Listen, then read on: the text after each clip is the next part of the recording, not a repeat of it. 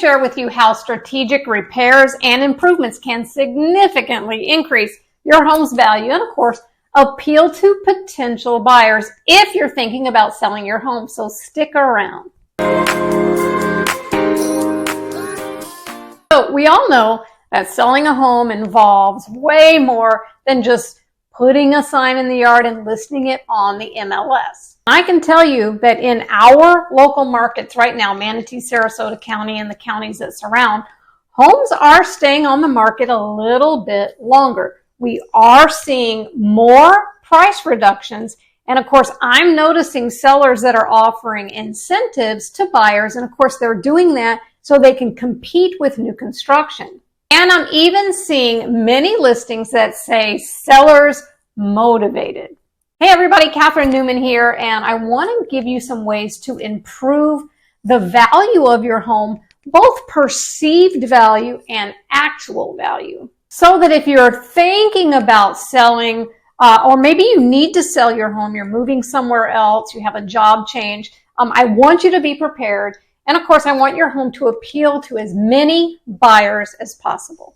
So do me a favor, like this video and subscribe to this YouTube channel so I can continue to put out content that is valuable to you. So I want to provide you with some detailed guidance on minor cosmetic fixes, maybe some major structural repairs, and of course, insights into DIY versus professional maintenance. I also want to share with you an analysis with some cost estimates and potential returns on investments. So here's the topics I'm going to cover today. We're going to talk about essential minor repairs that enhance buyer appeal, major repairs that significantly increase the value of the home, and we're going to talk about a do-it-yourself approach versus a professional repair and when to hire a professional. I was fixing a satellite dish and I fell off the roof. Well, why didn't you just call the guy? Of course, I've learned a lot of things selling real estate for the past 28 years. One of the biggest, most essential things I've learned is knowing how to sell a house in less than ideal condition. Now, houses that are in kind of lousy condition, they do sell, right? Anything will sell if it's priced right. But they typically take longer and they sell for much less. So selling a property as is isn't the way to maximize your profits. Of course, pricing correctly becomes crucial in those circumstances. So what about the homes, though, that are not in lousy condition? Maybe it's in pretty nice condition. The same is true. Pricing correctly in any market becomes crucial in every market and in every circumstance. Don't let me tell you twice. So let's talk a little bit about pricing in today's market. So it's true for many of us that we're seeing a real difference in pricing across the country, and sometimes even from one location to the next within the same state. I was just speaking to one of my buyers from Long Island today. Hey, all you Long Island guys up there in New York. I have a lot of you coming down here, meeting a lot of great people from Long Island, so shout out to Long Island. But a lot of you are coming down here. We were talking today with this particular customer of mine. We had a new home orientation walk, and she was talking about her daughter buying a condo there. And of course, in that market on Long Island, they're still paying overinflated prices because there's no inventory. So she was talking about how her daughter had to pay more, than the house was worth. There were a few bids on the house, and so she had to pay more. So that is happening still in a lot of communities. I also have some people that have come down here from parts of New Jersey and Philadelphia and that sort of thing, and they're still getting really good pricing and higher pricing for their properties. Now, here in our communities on the Gulf Coast of Florida, we are seeing prices decrease. Now, they're not, like I've said in many other videos, they're not leaps and bounds lower. There's not some crash coming or whatever, but they are moderating downward. Why is that important to you? Well, if you're coming to Florida, alrighty, prices are getting lower. Maybe it's a good time for you. But if you're a seller in Florida, then obviously you've come to the realization that this is not the unicorn years. You're not going to get what your neighbor got a year or a year and a half ago. And you have to be really realistic, not only about what the price of the house is, but the condition of the home. And of course, we've talked about that before. We won't go into great detail, but as you know, new construction is, obviously new, brand new everything in the house. And of course, that gives a buyer an opportunity to not worry about homeowner's insurance and how long the roof is going to last, and if the appliances are up to date, and if the house is nicely appointed, and that sort of thing. So if you're selling your house in this market, these are a few little things that you can think about to get your home prepared so that you do get the best bang for your selling buck. If that makes sense. Leonard, we're going to be rich.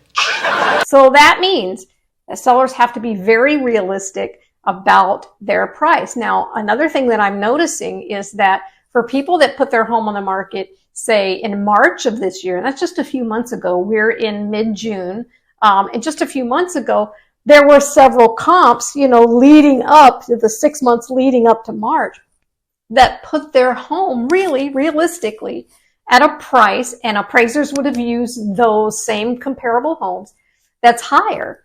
And then things kind of shifted. The rates stayed higher. The prices kept going downward. And then we started seeing people that were at a decent price to begin with having to come down on the prices of their homes. And that's, of course, very frustrating for sellers. But the truth is we've had so many changes, and again, sometimes month over month, that we haven't experienced before. Typically, things are kind of the same, but it's just been so up and down. So if you're a seller, you have to be super realistic and use the most recent comps to value your property. If you're a seller, the following is guidance to help you make the best decisions when you're deciding what to fix, what to repair, or what to improve. Let's talk about minor cosmetic repairs. And of course, the first biggest thing you can do is painting. Now, the cost for painting is usually a few $100s up to $3,000 or $4,000, but the potential return on investment is about 107%. So fresh paint can transform the look of your home. It can make it feel clean, make it feel fresh, and of course, make it updated. Now, to appeal to a broader audience, to a larger pool of buyers, really recommend you go neutral colors like beige or gray or off-white or white for the interior. And for the exteriors, you want to ensure that the color kind of goes with the aesthetic and the mood of the neighborhood. And of course, you got to get HOA approval on some of those homes if you live in an HOA. Do-it-yourself painting, of course, can save you money, but of course, it does require your time and your effort. Professional painters, of course, they guarantee a flawless finish, but of course, you're going to pay more for that flawless finish. So if you're thinking of selling a home or you are in the process, this really should be one of the first things on your improvement list. Make everything as neutral as possible. Here's an example of one of my listings, and we talked about what we could do to get the best amount of buyers in there to look at it, and they decided to change the paint colors on the interior of the home. And you'll see here that before, it actually had a color that was very common in the early 2000s. Even when we bought our house in 2013, the color was really called sand, but it's supposed to be kind of just a neutral color, but really it comes off as yellow. And so this house here, as you see, it really had a yellow tint, and it just really made everything look kind of dark. And so we decided that we would change it out and really go with white. Now, I know white sounds really boring, but I tell you, look at the difference from going from a darker color that's kind of a yellowish tint to it, beigey yellow, flesh color I call it, to bright white. Look how clean, look how beautiful, look how open and light it is. It really brings in how great the lighting is in this home. And of course, it's such a neutral background when you have walls like this that are very, very light. They kind of went with a boho kind of theme, and the house really does look like that. And of course, this kind of background allows the new buyer to walk in and go, oh, it's nice and fresh. I know that it's new paint. If I want to do a feature paint, I can put this here. I can put any kind of colors on my decor. I can throw all kinds of pillows with all kinds of patterns. Everything goes with a neutral background. And minor cosmetic number 2, landscaping. So landscaping can cost anywhere from a few hundred on up to about $5,000, surveys say. And that can bring you about 100% return on investment. Of course, first impressions matter, and a well-maintained, manicured yard can significantly boost your curb appeal. So basic tasks like, mowing the lawn, trimming the hedges, maybe putting some color in with flowers, that makes a huge difference. Maybe you could consider adding some mulch or some rock, maybe some edging, some flower beds, and of course, power washing your walkways and your driveway. For more extensive landscaping, such as maybe you want to install new sod or you want to create a garden, I recommend you hire a professional landscaper because then the job is done really well. It's done correctly, especially when you're making sure that those darn sprinkler heads are all working properly, because those sprinkler heads always show up on an inspection report. Houston, we have a problem. Minor cosmetic number 3. Fixing the fixtures in your home. So fixtures kind of cost anywhere from $100 up to $1,000. The return on investment has a potential of 75%. Outdated or broken fixtures can, of course, detract from your home's appeal. It's always a good idea to replace, messed up light fixtures or outdated light fixtures, door handles, hinges, maybe faucets, all of those things with modern, stylish options. Simple upgrades can be done by yourself if you're a DIY person, but hiring a professional for electrical or plumbing fixtures, of course, is going to ensure the safety of those things, safety for you, especially with electrical, right? And of course, code compliance. Minor cosmetic number 4, updating the flooring. So the cost for flooring can be anywhere from $500 up to, $10,000, $16,000, depending on what you choose, but the potential return on investment is 80%. So flooring significantly impacts a home's look and, of course, its feel. You should replace worn out, nasty, stinky carpets with new carpet. Of course, you can opt for anything that really works in your area. Here, people like LVP and they like tile. And again, with flooring, I really recommend you hire someone that does really great at flooring. They know how to take up the old flooring.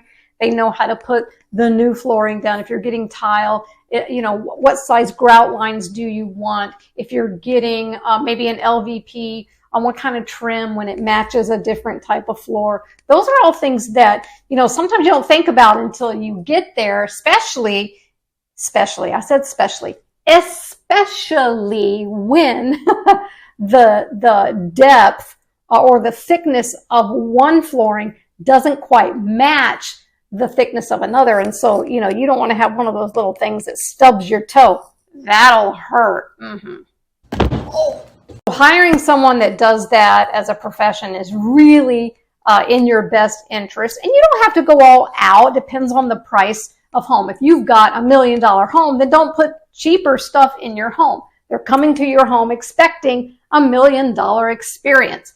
If you've got a lower priced home, then you can find something that really that is kind of standard for that price of home. Minor cosmetic number 5, kitchen backsplash.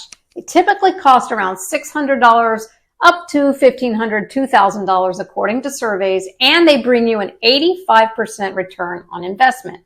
Now, a new backsplash can give your kitchen really a fresh, modern look without a complete remodel. So you want to choose materials like ceramic or glass, maybe subway tiles for a clean and contemporary appearance. Now, do-it-yourself installation is possible if you have the right tools and you have some skills and you've done it before. But you can always hire a professional because that installation ensures a perfect finish, especially if you've got a tile that has an intricate design. I always recommend that my clients change out their laminate counters with something that's solid. Now, that's not going to be for every house. Sometimes if you're in a neighborhood where almost every other house has laminate counters, then no big deal. If you're in a community where everyone else has quartz or granite, then of course you might want to consider changing out what you have if you still have laminate or if you have old dated tile countertops. Oh, I had those in Monument, hated them. Was so glad when we changed it out to granite. Wow, yeah, that made such a big difference. But if that's you, you might want to consider changing out laminate or old tile countertops for quartz or granite. Okay, let's get into major structural repairs. Now, there are pros and cons to making significant improvements. And of course, I want sellers to know what are the pros and cons and what you should and shouldn't mess with. Number one, roof repairs. Yeah, mess with that. You should. That could cost anywhere from $5,000 to $10,000 for a repair and $15,000 to $30,000 for a replacement. I ought to know. We had one done after Ian. But the return on a repair is about 105% and a replacement return on investment, 70%. Remember, if you have a roof that is 12 to 14, 15 years old, even if you have documented remaining life left on that roof, well, it could still be very, very expensive for your potential buyer to obtain a low enough homeowner's policy in the state of Florida. And I can guarantee you that older homes with older roofs take longer to sell. Well, why? Because every buyer across the country has heard about the insurance crisis and the prices for insurance here in the state of Florida. So they're coming here already aware they don't want an older roof. And because a roof is a critical component of your home structure, you need to make sure you address any leaks, any missing shingles, any damaged tiles, or any damaged soffits, and do it immediately. Now, minor repairs, sometimes they can be done do it yourself. Make sure you're safe. Make sure you know what you're doing. But significant issues typically require professional help. Guys, please hear me on this. I'm doing you a favor. Any work you have done on your roof, make sure that it's permitted if that's necessary for the repair that you're making, and make sure you keep all of the receipts of the work done. Because when inspection time comes, that buyer says, oh, what happened here? And of course, you've already put it on your seller's property disclosure, right? You disclosed that you had a minor repair or a major repair of that roof. They want to see that documentation. All right, so we're going to talk about major repair number 2. Well, of course, the HVAC system. Now, that cost from about $3,000 to $8,000 for a repair and about $5,000 to $15,000 for a replacement. And the potential return on investment is about 85% according to surveys. If your system is old or inefficient, like it's pumping really hard and not getting cool anymore, you should think about replacing it with something that's more modern, that's more energy efficient. And of course, that's going to attract buyers, of course, who value lower energy bills. Who doesn't value lower energy bills? I don't know. Professional installation, of course, is essential. You have to comply with the county. You have to make sure it's efficient. You have to make sure your AC company pulls the proper permits. And here's a big one. Make sure they close out that permit, because that's in the contract that you close out any open permits. And again, people, keep the receipts of the work anybody did on your HVAC. Even if it's just servicing and cleaning it, keep those out.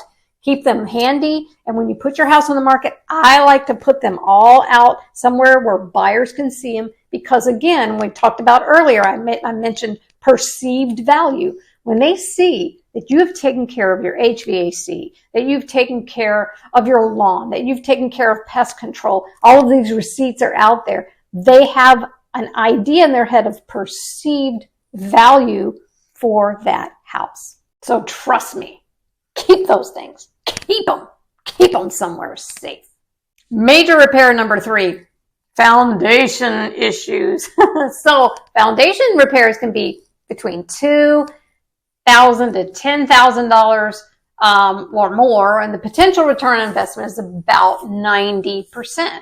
Foundation issues can be a real red flag for buyers. So if you, Mr. or Ms. Seller, you notice any cracks or settling or water damage, please make sure to call a professional promptly to assess if there's an issue causing those things to happen. Of course, minor cracks can often just be minor cracks, right? They can be sealed. You can do it yourself. It's a good DIY project there. But significant foundation problems require professional evaluation and, of course, professional repair. So, hiring a reputable foundation repair specialist ensures the stability and the safety of your home. And, of course, this is crucial for securing the sale of your home.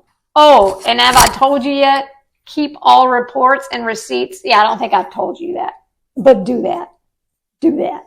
Yeah, let's do this. Major repair number 4, plumbing and electrical. So we're not just talking fixtures here. Now the cost for that could be anywhere from $500 up to $10,000, and the return on investment is about 75%.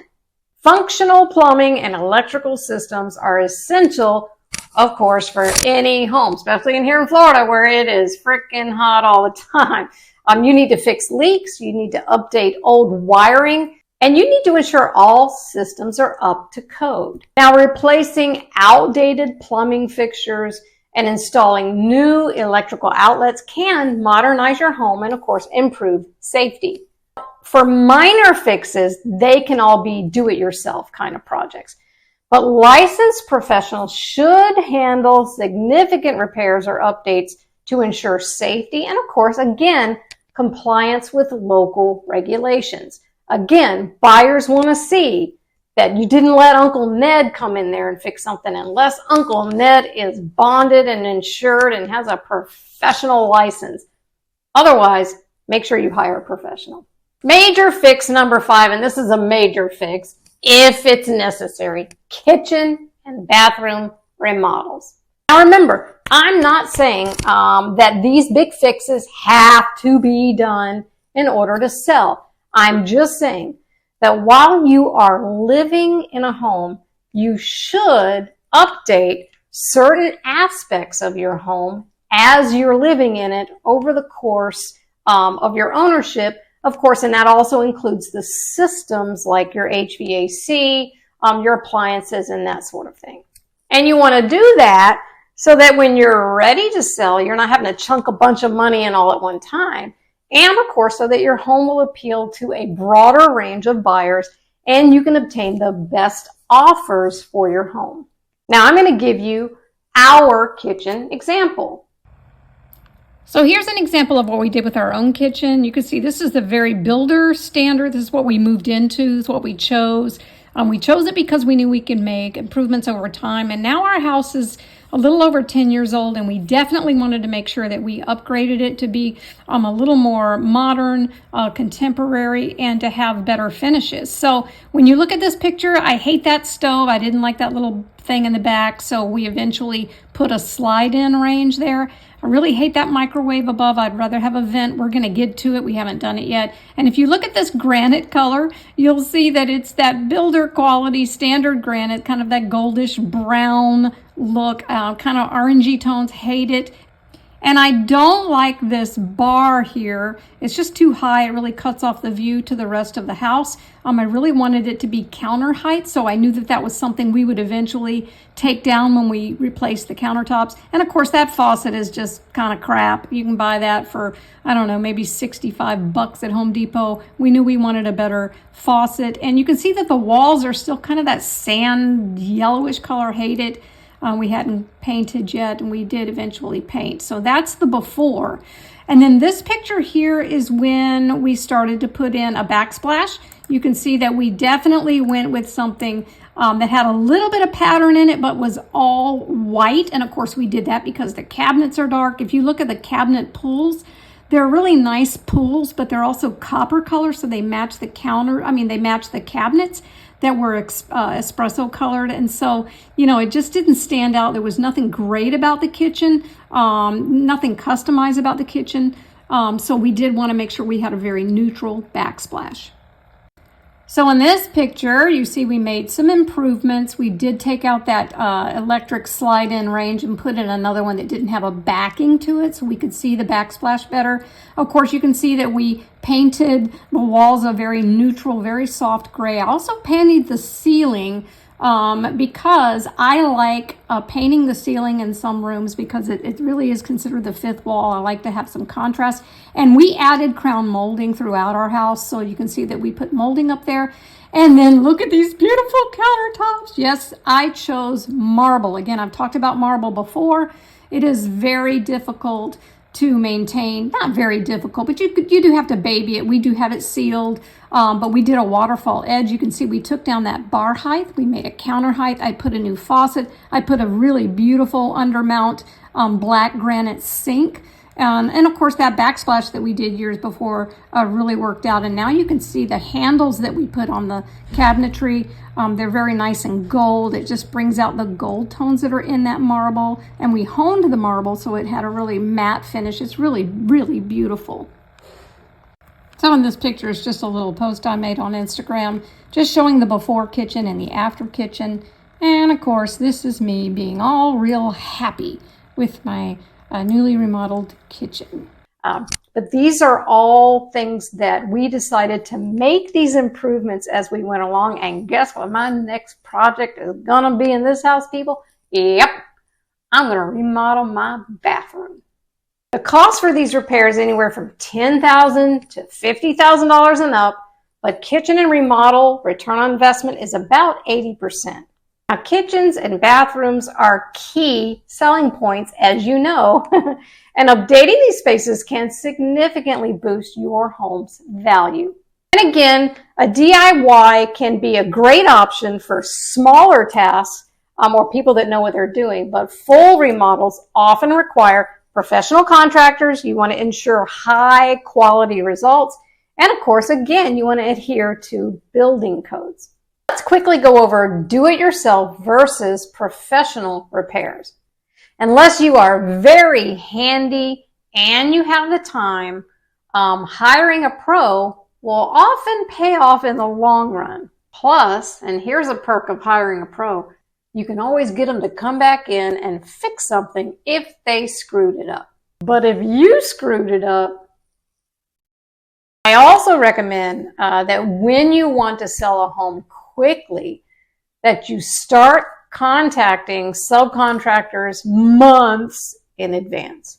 People, I'm telling you, especially here in Florida, where finding the right contractor is difficult enough, and the good ones are often booked up for weeks in advance. So I'm encouraging you people, start calling them now. Now, here's the lowdown on DIY repairs. The cost savings can be up to 50%. And the pros of DIY, of course, is that you save money, you have flexible scheduling, and of course, you have a sense of personal satisfaction that you completed a job. Now, the cons are it's time-consuming on you. It requires you to have skill, and there's a potential for you making a mistake. When should you DIY? Well, minor cosmetic fixes like painting, simple landscaping tasks, and small updates like changing a light fixture or minor floor repairs, that's when you should DIY. What about professional repairs? Well, the cost, of course, is going to be higher initially, and I do recommend you call several of them and trying to get them to come out and give you a free bid. The pros of you using a professional is high quality work, hopefully, a warranty, and you have proof that you hired a professional when you go to sell your house, you can prove it to your buyer that you hired a pro. It makes those buyers have more warm fuzzies. I'm all toasty inside. Now, the cons, of course, of hiring a professional is its higher cost, and it's dependent on that professional's schedule. When should you hire a professional? Well, structural repairs like roofing, foundation, major electrical and plumbing updates, and of course, any complex remodels of your kitchen or bath. That's when you should call a pro. And addressing these critical repairs will attract more buyers.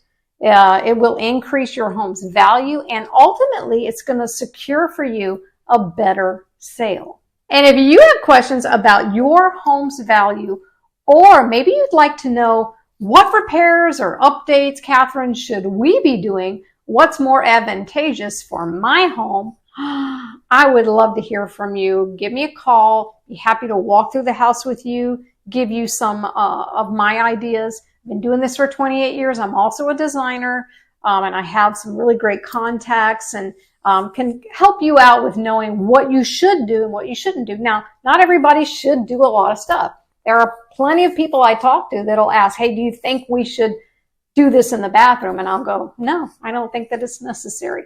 Maybe proper staging is all that you need. So getting a professional in there to give you that information up front before you list is just really going to go a long way into making things a less headache for you and making it sell more quickly and for the best price possible.